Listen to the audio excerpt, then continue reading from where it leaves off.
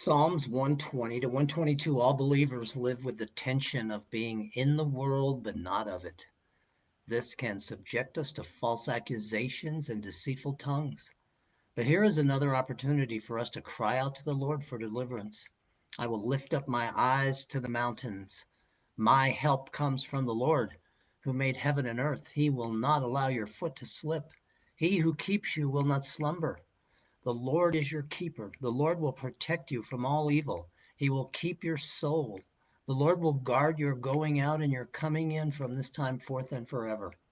This doesn't mean that we will not experience the challenges of a fallen, sin sick world. We will.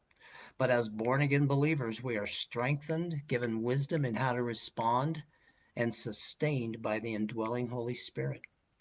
These psalms are known as songs of ascents, when Israel would ascend to Jerusalem for the three feasts, Passover, Pentecost, and Tabernacles.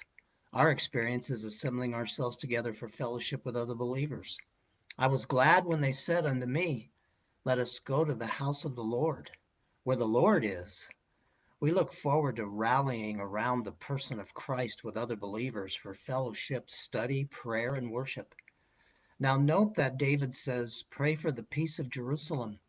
May they prosper who love you.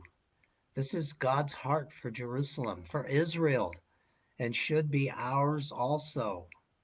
The Prince of Peace will indeed bring peace to Jerusalem. 1 Corinthians chapter 9, Paul says he's an apostle and seems to indicate that one of the requirements of a true apostle is that he has seen Jesus. It is my opinion that we no longer have apostles in the sense of those who were used to build the foundation of the church.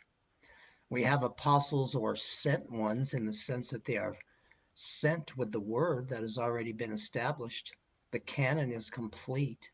This is important as today we have those who claim to be super apostles that have a new word or new revelation from God. This is simply not true. Paul lays out that even as the priests were sustained as servants in the temple, so should be those who preach the gospel. He quotes from Deuteronomy 25:4, you shall not muzzle the ox while he is threshing. God is not concerned or talking about oxen, is he? So also the Lord directed those who proclaim the gospel to get their living from the gospel. Now let's be careful here to note that these should have their needs met, not made to be rich and live exorbitant, luxurious lifestyles. We can see many examples where this has been perverted through the prosperity gospel.